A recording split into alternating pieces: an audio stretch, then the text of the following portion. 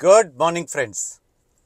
कर दिखा कुछ ऐसा कि दुनिया बनना चाहे तुम जैसा। दोस्तों, मनुस्मृति में कहा है, सत्यम ब्रुवत प्रियम ब्रूयात। इसका अर्थ है हमेशा सत्य बोलो, जो सुनने में अच्छा लगे वही बोलो, और अच्छा ना लगने वाला सच मत बोलो, और ना ही अच्छा लगने वाला झूठ बोलो। यही धर्म से अनुसार शाश्वत मार्ग है। मनु ने अपनी गाइडेंस में केवल ट्रूथफुल होना तक ही सीमित नहीं रखा। आप सच को कैसे बोलते हैं, यह भी बहुत महत्वपूर्ण है। प्रियम का अर्थ है जो अच्छा लगे, सुखद या मन भावना को हो सकती है, और अप्रियम जो दुख देने वाला होता है। ब्रूयात का अर्थ है बोलना।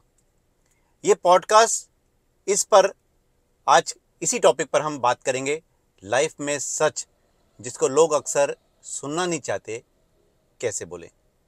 और इसकी शुरुआत बातचीत के दौरान अपना मुंह खोलते समय या बोलते समय सबसे पहले वास्तव में सुनने और समझने से होती है।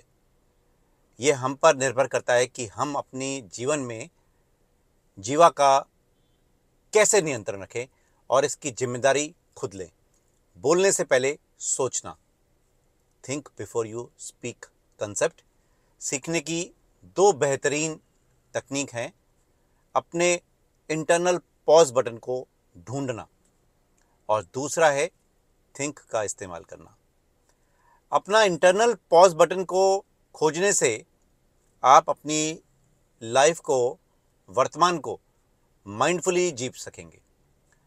आज की रिलेटेबल स्टोरी इसी दिलचस्प टॉपिक पर है, the king and two astrologers.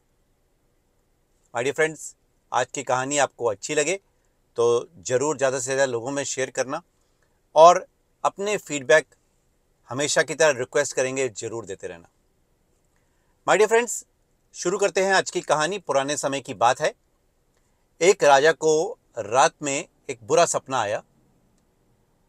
वो अगली सुबह उठा कि उसने देखा कि बहुत ही भयानक सपना था। उसने एक प्रसिद्ध ज्योतिष को अपना भविष्य देखने के लिए, अपनी कुंडली का अध्ययन करने के लिए आमंत्रित किया। ज्योतिष आचार्य एक नामी पंडित थे, काफी विद्वान थे। उन्होंने राजा की कुंडली का गहरे अध्ययन किए और अपनी कैलकुलेशंस अच्छी तरह से की। अंत में उन्होंने राजा से कहा, राजन, तुम्हारे सभी रिश्तेदार तुमसे पहले मर जाएंगे।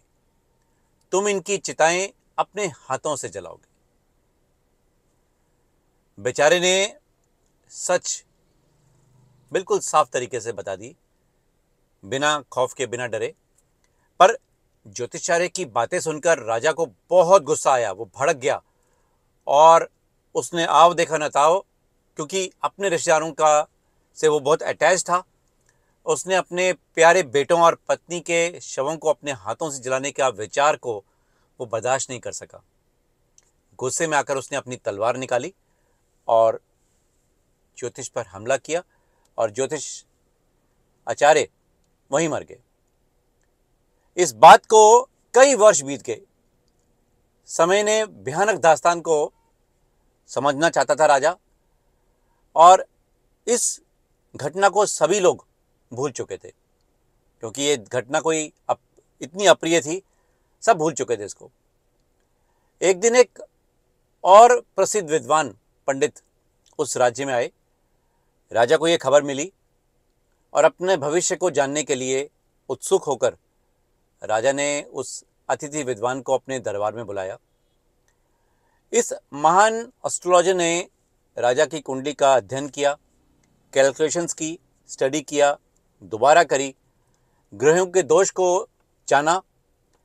इस बार भी ज्योतिष पिछले वाले ज्योतिष की तरह उसी निष्कर्ष पर पहुंचे, पर अब की बार उन्होंने राजा, उस विद्वान पंडित ने कहा, आपके जीवन में बहुत लंबा है और सबसे बड़ी बात, आपके सभी रिश्तेदार बहुत भाग्यशाली हैं कि आप उनके जीवन में अंतिम पड़ाव में भी उनके साथ रहेंगे, उनको हिम्मत देते रहेंगे और उनकी देखभाल करने के लिए आप मौजूद रहेंगे।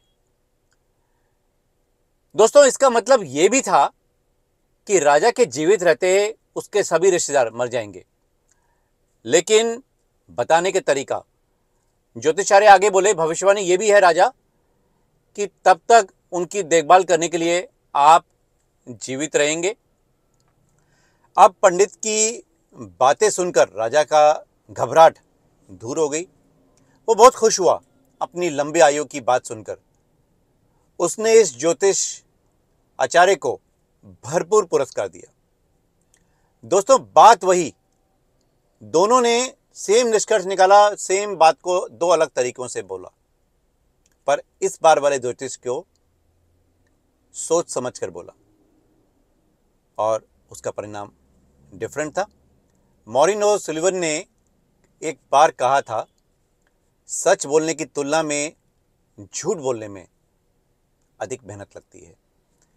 दोस्तों, थिंक अवधारणा ने केवल दिन प्रतिदिन की बातचीत में उपयोगी नहीं होती, बल्कि किसी भी स्थिति में जहां शब्दों का उपयोग होता है वहां बहुत इसका फायदा है। सोशल मीडिया देख लीजिए, सोशल मीडिया से परे यहाँ तक कि दोस्तों, रिश्तेदारों के साथ सामान्य बातचीत में भी हम अक्सर ये सोचने से पहले बोलते हैं कि हमें क्या करना, क्या कहना है, कैसे कहना है, क्या कहना चाहते हैं, और इसी सब से अच्छे तरीके से अगर हम कैसे कहा जाए इस पर विचार कर लें तो रिजल्ट्स हमें अच्छे मिलेंगे।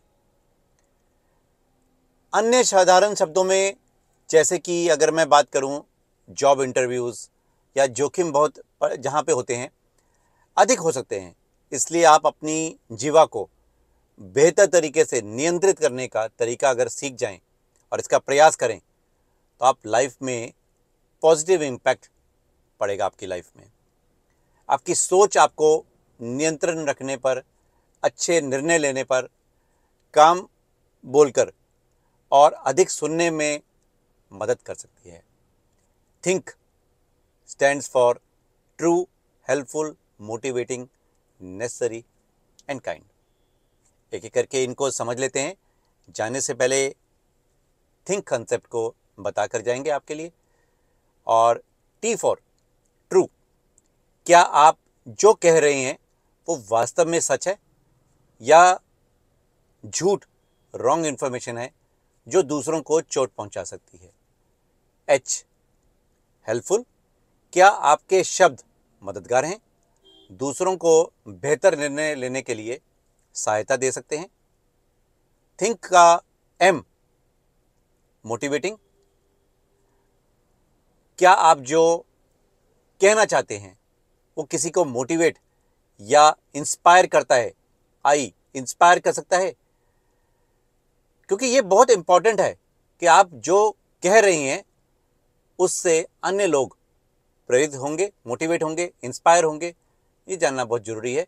थिंक का आई इंस्पायर कहता है। अगला जो शब्द आता है, अगला जो लेटर है वो है एन, नेसेसरी। क्या आपके शब्दों में वास्तविकता है और जो कहना चाहते हैं उसकी जरूरत है। नीड, इज इट नेसेसरी, बोलना जरूरी था या ऐसे बोलना जरूरी था। तो नेसेसिटी बहुत इंपॉर्टेंट है। और थिंक का के, काइंड, क्या आप जो कहना चाहते हैं वो दयालु है। माय डियर फ्रेंड्स, ये थिंक कंसेप्ट यानी true, helpful, inspiring, necessary and kind, ये आपको लाइफ में सही निर्णय पर, आगे नया पॉजिटिव इम्पैक्ट पर मदद करती हैं।